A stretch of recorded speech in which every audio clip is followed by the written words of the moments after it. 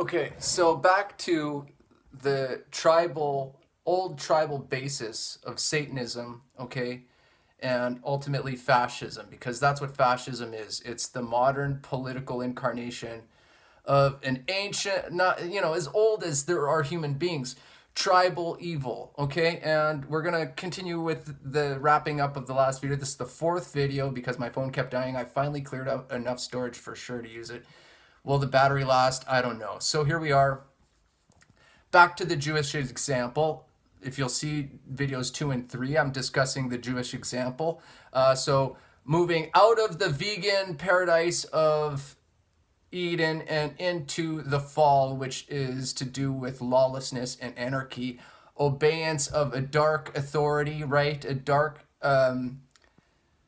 dishonest and deceiving authority that ultimately leads to alienation from one another, because without the law there is no union, there is no spiritual ability to commune, because there is now enmity between one, suspicion, right? There's lawlessness, right? That in anarchy there can be no trust. As a philosopher, you have to think about all this, and all philosophers do. That's why ultimately my philosophy is moral vegan wonder, as it pertains to a lot of things. I will get into that in another video, but that's kind of like, well, there's stoicism and there is Epicureanism and stuff. Mine is ultimately something like moral vegan wonder. We'll talk about that another day. But again, that's Eden based. They were thrown out in skins, identifying the meat-based, murder-based aspect of their lawless defection from God's law of life, as they chose evil. Not sin, not the tree of good and sin, evil, crime, okay? Like we established in the last video, they were sexing it up in the chapter right before when they were united. They broke off, Adam went somewhere, she went to the tree to see the snake, and something there tempted her. What tempts a woman? Snake might be tempting. With a big shiny piece of fruit on it? Maybe that would seduce a woman to consider what he had to say, given she was just sexing it up big time with Adam, and it was all good in the hood. So Adam was not tempted by the snake. Why would Adam not be tempted by the snake? Because Adam's not so much into that sort of thing. Does that make sense? Plenty tempted by Eve, though. She might lure him to something like a bad decision that he knew better to do on the basis of some. Does sex have something to do with it? Not, like I said in the last video, not on the face of it. However, it's implied that there could be some nature of the need for dark authorities to use women, in order to get men to break the law, to betray the natural faith. And that's what we're talking about. Natural good faith, right? Eden is the inborn natural good faith, goodwill, God-given sort of united front to law and union and stewardship and doing moral things. God gave it to us. It was a natural part of our spiritual programming. It still is. Moral vegan wonder, right? Moral vegan wonder. Is there dogma in that? No, that's something that came from the evil priests that come later in that book. Now again, we're just looking at the Jewish example right now. There are other examples, but we're talking about meat. The first video left off when I took a turn towards Judaism here.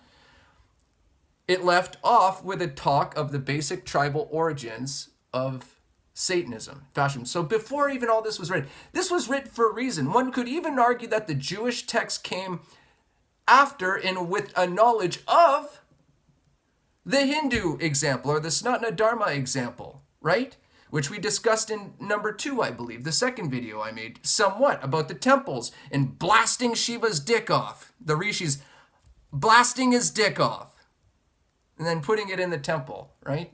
The lingam, to be worshipped as a false idol. That's now confined and under the control of the rishis, the priesthood.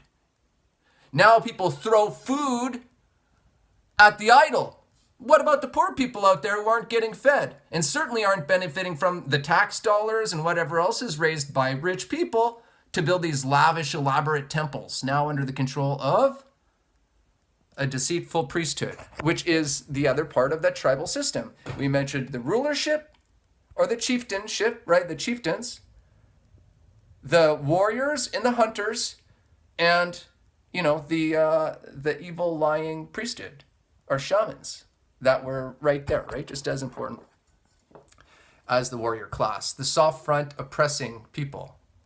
That soft front now in modern day was taken over by fascist feminists who were trying to take over the narrative, and because they were soft and everyone was kind of on board trying to achieve their liberation, people less interested in religion, less interested in this and that, having a man seduce you with like that good feeling. There's something about good feelings. Religion is always playing on your feelings of something being good, but they're preying less on the logic, because the logic is fucked. It's messed up. They want you to do things you shouldn't do. Your logic, your reason, your natural morality would tell you not to do it. But they're relying on your feelings of religiosity. Like Jesus, he did the same thing. He preyed on the people too. He was a perfect example of a lot of things that did make sense. A lot of things that were moral.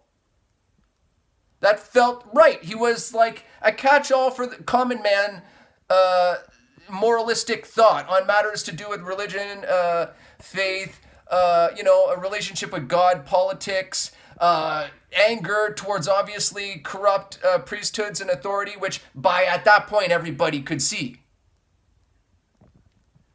So here comes Jesus, right? He's the better Satan. He's the wiser Satan. Because he's going to take it over. And there's a whole conversation about who Jesus is. He's essentially Satan. He is the underdog. He's the servant of Satan. Just like Peter, his follower, was the servant of Satan, who Jesus outright called Satan. Especially the second he wanted to take control, because he was spitting uphill. He had to eat shit going downhill. He's the low man. It goes Peter, Jesus, Satan. Satan, Jesus, Peter. But they were all to be in control of the church until Peter took over the church because Jesus went away. But he was in control of the church until then.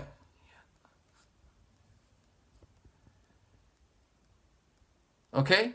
Now, look, I digress, okay? What we're talking about is meat, killing. That's what the tribal leadership, starting from when they were crawling out of the mud and decided to band together with people, like basically little more than monkeys, realizing that they can cooperate together and achieve a bounty if they do so. Understanding that meat created the appearance of something like socialism, because it had to be distributed right away. It did not store, it did not keep. So if they bagged something, they had to spread it out. And that created an appearance of something like goodwill. And like I said, that carried on to the Jewish example, because in the tabernacle, the priesthood, the evil Levites, they would do exactly the same thing. And they would create a temple where they'd have you believe that the holiest of holies, the place most to do with God, is a place where they're having their little factory farm slaughterhouse. People have seen slaughterhouses. Does that look like anything to do with God to you? No, it does not. So it's the most reprehensible, disgusting, sickening thing, but people believe it because they're offering them something that they want to hear and that they want to have. They're being seduced, this time by blood. And it's understood that seduction is perverse and perverted to blood in Eden, right from the beginning, thrown out. Now let's move forward, because I went backwards in the second and third video with the Jewish example, starting from, I believe, Noah, right? So let's go back, again. We'll track back to Cain and Abel, okay? Even though, and I'll you can review those videos to hear what I was saying, but I said that Cain was the son of God. Because he was the son of God. Closest thing to it, he was being treated like the son of God. Okay? Abel was not. Abel, that murderous fucker, was not treated as the son of God. He was not warned by God that he was going to get clubbed over the head by Cain, who obviously despised him, the vegan Cain, the vegetarian Cain. God even knew he was going to do it. He's like, whoa, buddy, hey, look, you're good. This is not maybe a good idea. But Cain, being of the same mind of God towards this sort of thing, a requirement for justice, a sort of will to wrath about these things, understanding he's torturing his creatures. He does not want that. Eden specified stewardship and care and eat the plants and don't hurt each other and love one another and care for one another. Get with the woman, be united, bonded in the law. Tree of life, live forever. Versus evil and anarchy and all this shit. That led to the wicked religions that Cain was kind of dabbling with. And Abel certainly was dabbling with in a murderous way. There was no call for any kind of religion to set up an altar and this, all this shit. That is man's wicked imagining. And it's all bad mojo. Cain was the better of the two. God protected him after he clubbed his brother over the head, said, if any men come after you, don't worry. I'm going to curse them. I'll go after them sevenfold. You'll be fine. Run. I've got you. Mark of Cain, son of God. That's what parents do. That's what daddies do. They protect their son. Abel was not the son of God, that meat monger. He was left to die like a did not matter, okay? So in the very next chapter, just like in Eden, the very next chapter after, okay, they're doing it. Adam and Eve are doing it. Hump, hump, hump. Love, love, love. Produce children, and they're going to inherit the same sort of deal as they had good things. Then comes the fall. She disobeys all this, that what was established there, does something like antithetical to that, cohort with canoodling with Satan in the tree. Same thing right after God says, I'll protect you from man. But does Cain get protected from God? The very next chapter is, no, he does not, because God in the next chapter realizes that there's a war ongoing between the sons of God, Cain's line. Do we know that it's them? Yeah, we were just talking about them. So the sons of God, Cain's line, and the Nephilim, which are the sons of Abel, and Abel's line, the fellers, the bullies, the tyrants. However, in that war, which they just described, okay, sons of God and the Nephilim, Cain and Abel, it was understood that even the sons of God were becoming violent and insane and fucking killing because they just showed it. You had to kill kill Abel. Abel's a psychopath. It's like something like the war between maniacs and psychos. Abel's a psycho. Cain's a maniac. As a result, something like that. Okay? So we see God wipes them out. Hates the blood, the killing, whatever. Hates them. Noah is the agent for that. So we'll just get to Noah. I didn't read the whole Bible. We get that far, we can see clearly that God is against it. So this idea of this tribal sense, they're telling you. They're even telling you about these things. The Jewish example is one of wise men outing their own tribesmen. In so many ways. It's an expose. It's not a celebration of their tribal evil. It's an expose of it for the wise man who's able to read it and hear it and stay loyal to God from the very beginning. Moral vegan wonder. Okay? So, saves the animals on the ark. Okay? When he gets off, God tells him, release the animals to breed. That's the order. Noah refuses, burns them up on a pyre, restarts the same wicked religion that God just wiped out the whole planet for having had partaken in. He did it because they were the only people left on earth. God didn't have a choice. They needed to reproduce or else man would cease to be. Noah made extinct a number of species that he had was supposed to save for God in order to restart the evil satanic order. The evil satanic priesthood. But more than that, in the Jewish example, the control of the evil satanic rulership, dark authority, right? The chieftainship. Goes like that on and on and on. It's understood that that tribal evil was based on, now this is the Jewish account of how they imagined it happened, on the rulership and the priesthood's will to kill. And it becomes clear that the killing of people becomes instrumental and absolutely required and a part of it when we get to Moses, who is a horrible mass murderer, killer, whatever. First thing, he gets down at the bottom of the hill with the law. Okay, law number 1. I am your one and only God, okay? You shall worship no other gods before me, okay? So that means every other rule that comes after you should probably listen to if he's your God, lest you would be praying to some other God. What's rule number 2? Thou shalt not kill. Okay?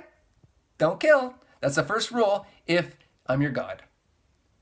What does he do? First thing when he gets to the bottom of the hill, he sees people who did not know this word that he claims he got from God at top of Mount Sinai. They didn't know. They didn't know anything. They're totally oblivious. He has the law. He's bringing it to them. And the first thing he does is break the first law that isn't the one saying that I'm your only God, and he orders the Levites to slaughter all the non-believers, or the people who are worshiping false idols. Now, is Moses worshiping a false idol by murdering them all? I think so, because he can't be worshiping God, because God's first rule other than I'm your God is thou shalt not kill. Hypocrisy. So in that book, there's a whiplash logic. It does not make sense. It should offend your mind at first blush and hearing. It should offend your mind. They're clearly hypocrites.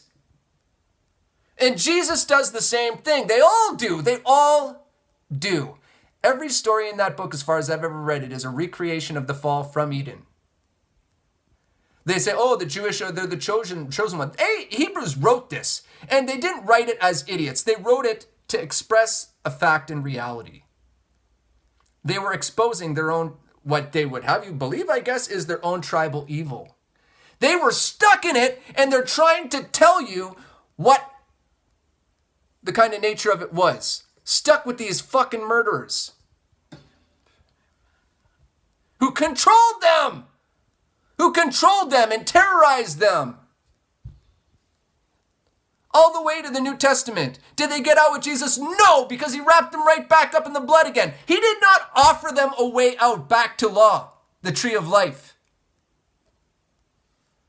He got them through, again, like a hooker. He is likened to a prostitute. To accept the blood again. Human sacrifice in this case of him, but because it's him, it's like, oh, kill me. Everyone would love that. Oh, not kill my kids? Not kill my brother? Kill you, just you. We just have to kill you, okay? Well, they accepted blood sacrifice, human sacrifice again, and Jesus became the new Satan, the new Satanism. Satanism light, the one that they like. The one that a lot of you people like. Because as long as Jesus eats it, you don't care. But Jesus, just like the lamb was a code for, at Passover, a code for killing children, so is killing Jesus Christ just a code under Satanism for killing anyone else that they're intimidating with a bloodletting story. It's implied. It's implied.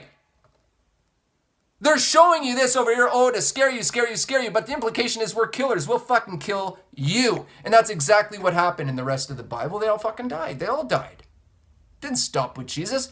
Jesus' death didn't stop anything. It's the same tribal threat they're under. So back to the point about the tribal structure of not Satanism and fascism.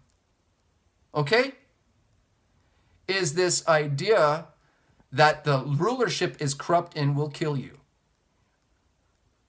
You're under threat of terrorism, right? They're not only giving out a benefit that you might like, meat or whatever else it is, it's under the threat of death that they're compelling you to do things you know you should not do, to break the law as you know you should not do. There's a natural faith, yes. There is a God, yes. There is a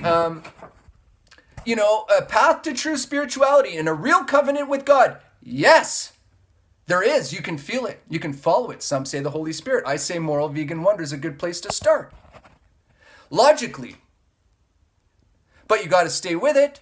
But they're saying, Jack, don't even think about it.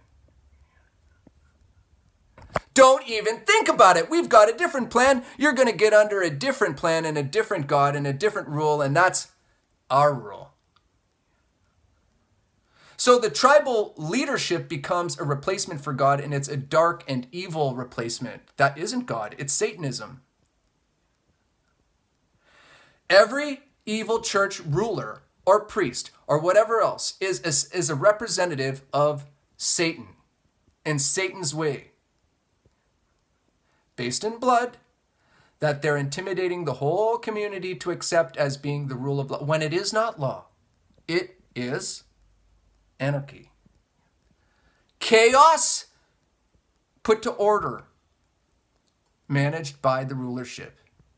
Enforced by, like I said, under the rulership, the warriors. Okay, the warriors. The hunters. And the soft front of the priesthood who lies to you, keeps you all brain mushed, confused.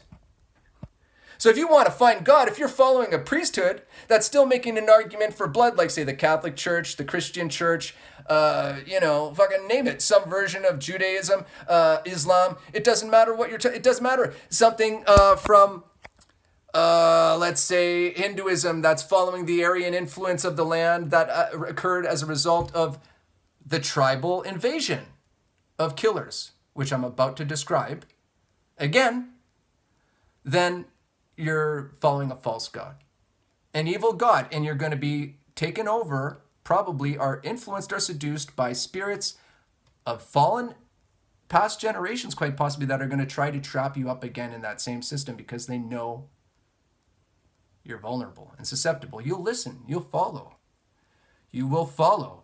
They have for generations followed, and they can get you and control you, and your history and your destiny now lay with them. Doesn't it? Okay, so the Aryan invasion or something like that. What are we talking about with these? What is ultimately the satanic tribal situation? Well, again, now that they know that they're collaborating, they've created this structure, the chieftains, the warriors, the priestly class, and then, however they divvy up the work after that and spread out the benefits or refuse to give so that they can kill you or get rid of you or, oppress you or violate you or enslave you, however they want to do. The slaves are probably under that. Then sacrifices of some kind. They go on conquering, warring, and pillaging. That's what they do, so that they can hoard, accumulate wealth, and then accumulate power. Land is one of the big ones that they want because that allows them to pillage and take more. If they have the land, they can stock it with people. The people do the work, and in the work they produce, and when they produce, now there's yield and they can take. But they need the land, they need the space to put the people so that they can get the production, to get the yield so they can take. And then impose their army on so they can rule over. Or from them generate seed, human beings, so that they could build armies. You get? Or more slaves.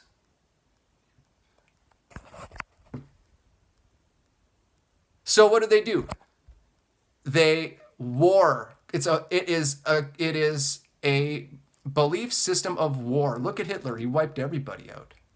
I have theories about who Hitler was. I call it Hard Knocks Hitler story, the most hateful man alive. He was willing to kill everybody for his own interest as leader. Kill everybody. One question they never ask about Hitler that I always want asked, but they never do, is, did anyone find out where Hitler's private bank account was, or bank accounts were, where he took all the fucking money before he took off and left the whole country in flames? Where did the money go? It wasn't just to the war. Hitler was stealing.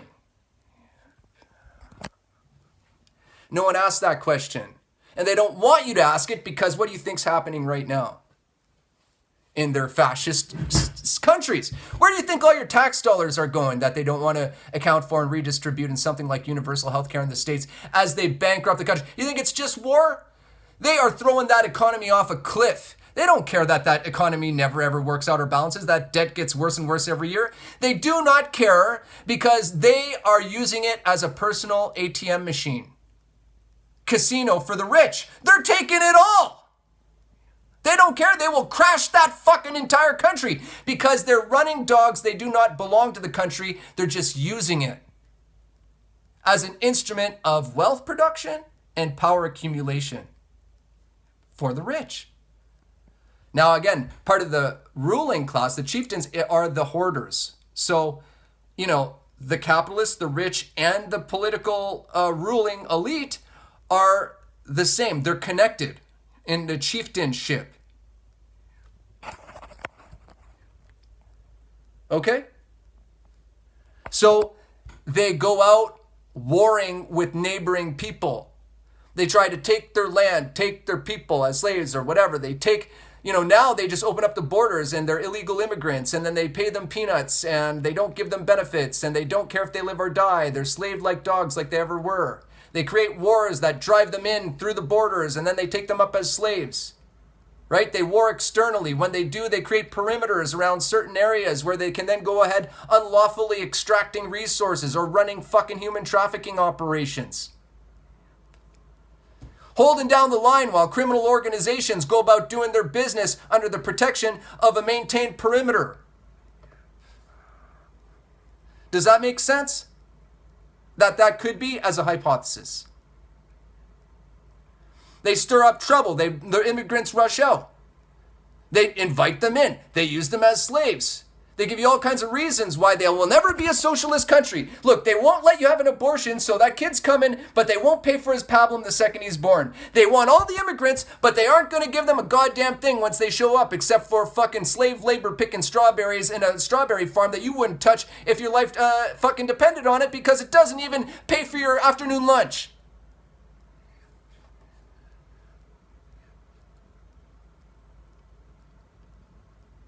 So they war with people and they pillage and they run unlawful operations that allow, it's to my hypothesis, that allows them to create arbitrage opportunities for exceeding profit that otherwise would not be possible to do under the law. And so that warring disposition is constantly externalized to other nations. We saw that with Hitler. What did he say? What did he just want? What was his reason for war? Oh, I think we could use more land. We need more land for the German people to live. That's a reason to go to war with people around you? I would like more room for the Germans to live. And then they go to war internally with their own people to steal the shit that they have. And the influence that they have, and the resources that they have, and the fucking, you know what I mean? They let you build up your property and sort it out or whatever, and then they have rich people bid up the price so high that rich people can come and collect it. And then the next time there's a round of people looking for houses, it won't be affordable. You're going to have to rent, aren't you? Even though you're paying more for rent than you would have paid on a mortgage. The valley of death is something that they set up as an internal pillage system, which is they invite you. They're hunters. Like I said, watch video 1. They're hunters. They know how to hunt. They set up the valley. They scent here. They put feed over there, right? Decoys over here. Make it look inviting. Sow a nice seed for grass, have them munch on the grass. Maybe even plant some berry bushes. Oh, isn't it inviting? You go in, you start to build, you start to create. You start to create value. And then they have orchestrated economies so that booms and busts occur. They could be prevented. You could level it out. It's understandable how you can level it out, but they do not fucking do it.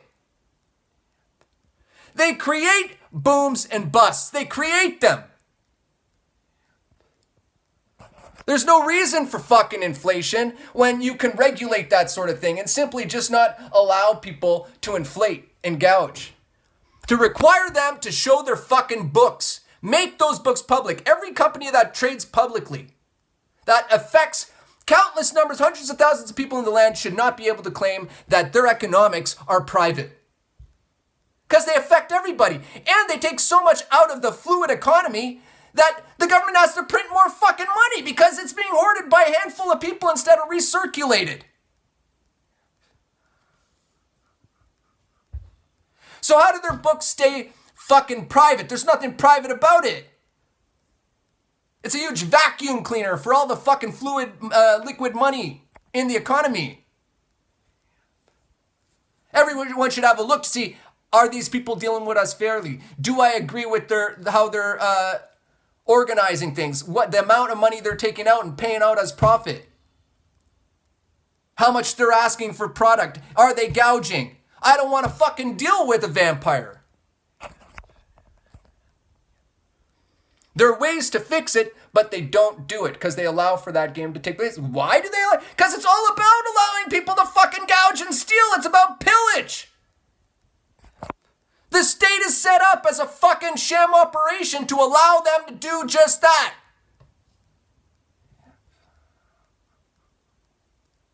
So they set up the Valley of Death. You're expected to die there. You build up, you think you're having a good time, oh, you're mating, you're this, maybe you started a family, that means you can't get fired now, you better listen to your boss even though he treats you shit, because now you got a kid, you better fucking raise that kid, you better bring that money. Now you're not arguing for your rights, now you'll take mistreatment, yeah, maybe you'll help the fucking manager beat up that innocent guy, terrorize that fucker, throw him out of his position, drive him crazy. Intimidate him in the informal work group. You intimidate that guy. You wouldn't normally if you were under your proper moral, sensible mind following the law. The labor standards wouldn't allow it. The criminal law wouldn't allow it. Human rights wouldn't allow it. And yet, when everyone isn't looking, they exert some pressure and here you are as a criminal fucking mob man fucking terrorizing that guy.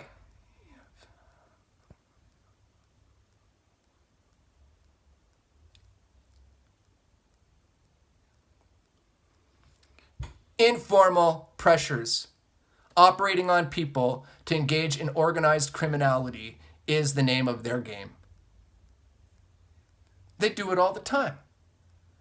So now you're building up with your house and you're an organized criminal and you're a living piece of shit, but you look at your son and say, oh, it's all worth it. This is the name of the game. Oh, maybe I'm a Mason. Oh, really? It just means I'm a daddy. I'm a daddy now. I'm in. I better get with the program. All good daddies become Masons, look, we all got to play by the rules, hey, look, and the rules might not actually be rules. Maybe it's anarchy and organized crime, but we all get along. Oh, we're all daddies. We're just looking after our families. I better not go against them. I mean, what could happen? Maybe they'll even kill me. They seem to be implying it. Right?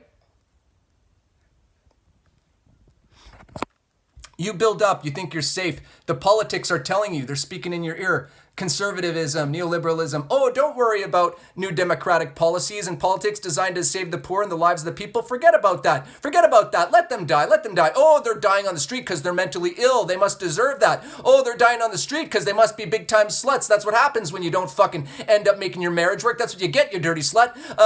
Maybe it's because they just don't get along with people. Well, maybe you should learn how to get along with the business community, huh, hotshot? Maybe you should quit trying to call the shots, being a little low man on a totem pole. Learn how to play ball. Maybe you wouldn't be on the street dying, huh? Blah, blah, blah, blah, blah, blah, blah, blah, endless. It's fucking Holocaust. That's what Hitler did. He had every reason to kill anyone and everyone he didn't like. Brown hairs, fucking long hairs, Jews, anyone. Gypsies, fucking short guys, tall guys, fucking brown-haired guys. Mentally ill people, fucking disabled people, elderly people, fucking political dissidents, vegetarians. Once you start killing, they'll just keep adding to the list of fucking people to kill. He understood very well what the old tribal fucking structure was. He knew what it was. That symbol means the same thing, the swastika, as it does in India. Good luck. It's about wealth and good luck. Well, how do you think, again, the wealth and good luck is achieved? It's like I said, it's due to the tribal structure and how Satanists reward evil. Okay, so the Aryan invasion, we'll end it there, and this idea of the symbol, okay? The swastika. Separate from Om, which is more like the tree of life or something, I think. As I look at it, it's like birth. It's like, the spirit. It's like, free speech. God being pleased with you, as you do and breathe. The breath of God. Not the natural way. Right? Life for its own sake. And then the swastika, which is a wheel. It's a wheel, firstly, but it's also a wheel that collects things and transports things. So as they went around warring and everything else, they didn't just spread by war. They spread by politic. That's how Satanism spread. That's why you see it all over the world. It's in everything. It was spread, yes, by war, but first by mercantilism. Merchants going around and trading. And with that travel and trade and familiarity with different groups also came the opportunity to gather intel so that you could invade them. Right? So what you got is people going and saying, oh, I've got wares, I've got this and that, maybe skins. Usually skins were how it happened around here in Canada. My family originally were fur traders. We were among the first settlers in Canada, have a history that goes way back. Okay? To the voyageurs and all that sort of shit. So, they trade, and while they were trading in items, they were also trading in ideologies amongst the chieftains, the people with the money and the items, the hoard to trade. Does that make sense? They're hoarding. They've got the fucking hoard, the holding. So they're the ones sitting down with the merchant trading. Okay, well, what do you got? What do you got? What do you got for me? Well, they've got items, but they also want a story. What kind of a story do you have? Oh, what is this? This ideas for rule and increasing the take. How do we get more out of our people so that we have more to hoard and more yielded, more to trade? We can share this information because it's mutually beneficial, isn't it? Have you ever tried this? Have you ever tried that? You ever try lying this way? Ever try lying that way? Oh, you can tell them this. You can tell them that. Maybe get a guy to do this. Maybe get a guy to do that. If you set it up like this and you reward like that, maybe you can get this or you can get that. And so emerged a better understanding of the corrupt and criminal way to rule, which forms the basis of fascism, tribal Satanism to this day. That symbol is a chariot wheel, which represents mercantilism and trade, and rewards basically mostly guaranteed to the chieftains, first and foremost, and to their immediate chieftain class, subordinate management and warriors and what have you. It is seen as lucky because it is lucky economically speaking, but it isn't spiritually speaking. It's going to cause you to potentially go to hell because you're an evil fucking demon. You're a demon. It's evil. Hitler is not a good man. He's one of the most evil men in fucking history. And I'm pretty sure he hated his own underlings, his own warriors, he hated them all. He's happy to fucking throw them to their death. Look at his rule. Look at the history of Hitler's rule. And you are going to see a man who did crazy shit by measure of imagining how you might handle your human resources. Your military, your armies. He squandered them.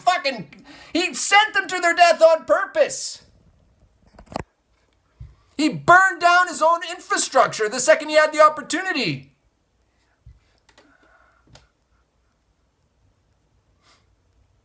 Started protracted wars he couldn't possibly fucking win.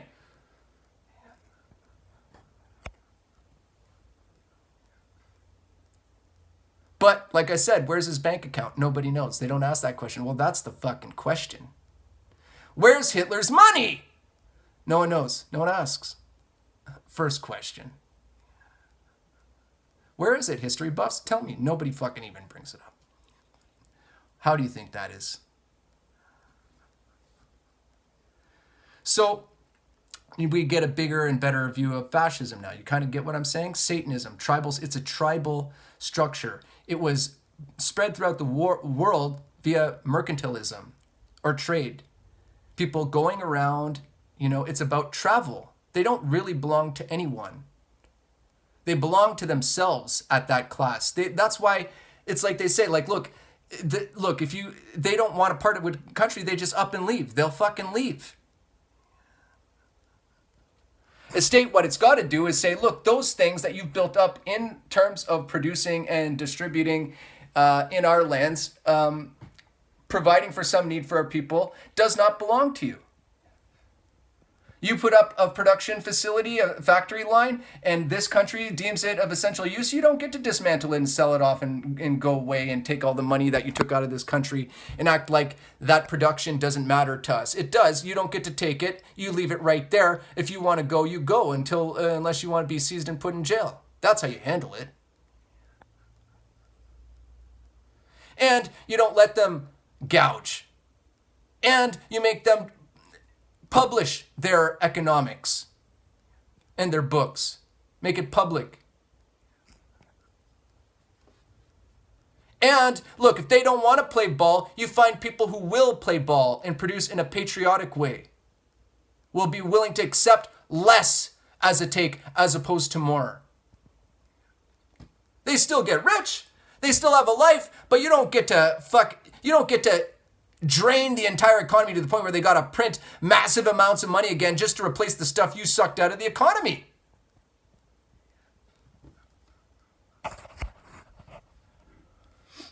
So there are ways to do it. They don't do it. They don't want to do it because it's the same old tribal game.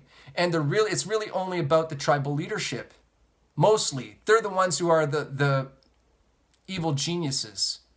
They're not geniuses. They're just playing the same old game they ever did, and they're still successfully lying about it in public, in the media. They're still able to get warriors to sign up for the military, even though because they're young when they do. They don't know much. They're only hearing the education that is being given to them that's only partly correct.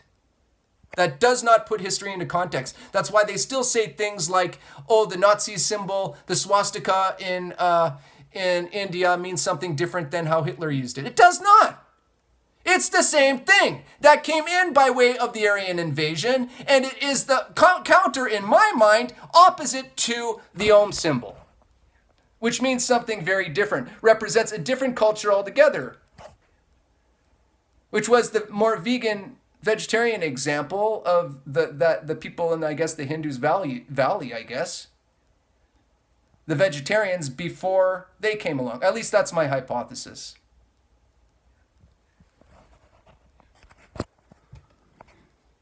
The swastika came in, and it's this evil, barbaric, satanic, tribal symbol about how they get wealthy. So you go somewhere, you're like, oh, nice place. Beautiful wife, beautiful wives. You have so many children. How did you get so happy? Where did all this money come from? Well, we start to get an idea of how and where it came from. And it kept going along this path. So people who had a sense of this politically were able to dial into that and maybe get wealthy, but it doesn't mean they were safe. There's no safety when you gain proximity to a monster. You're just closer to being eaten in shorter measure. It's like I say like this, look, anarchy as a system is more terrifying in many ways than fascism at a state level in many ways, depending on at what level it's happening. Because anarchists in the community are they're the devil on your doorstep. They're not the ones necessarily, the ones in state power might never even bother you, depending on how far they're into it and where they are with the plan and whether or not they want to advance on the people or not. You get a bunch of people offering you something like some fraud democracy under the example of anarchy, which is them saying they've got no formal system of law. They're not committed to rights and law. They've got no way for you to reproach them in the event that they violate. There is no formal system that's there to hold them accountable, to ensure your rights. They'll sell it to you on something like the beauty of an idea of a vote, but sooner or later, that's going to defect to an internal popularity contest amongst those who have most to offer within the context of that internal cabal. It could be sex, that you're the most attractive, you have some money to bring to the table, you're the most unscrupulous, you've got the best terrible ideas, you're able to produce the best outcomes along the lines of their fiendish operations. Got the most influence. You could get the people behind you. Sure, in their little anarchist compound, it's an anarchist commune. I'm not talking about, there's a way to do communism. At law, you got to use the law. You get everybody in. Everyone's on the deed. Everyone gets a deed.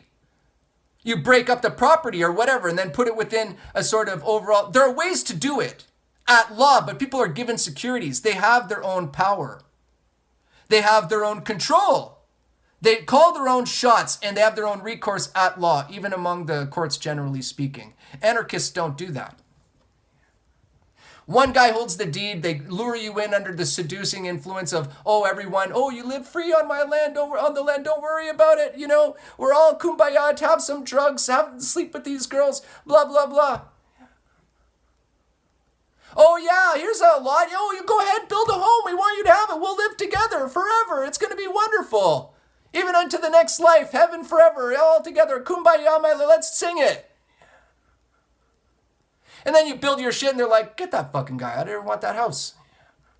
We've had a vote at the, at the common table of collective of, the people of our high and illustrious commune. And we've all decided that, your behavior of late has been unbecoming. And we don't quite appreciate your presence as much as we thought we would anymore. So at the vote, we've decided, sorry, Jack, you're not allowed to stay. We're going to have to take that house that you built, and you got to split, pal. And you better, because we're going to bust your fucking nut if you don't. You want to leave, or do you want to fucking leave the planet?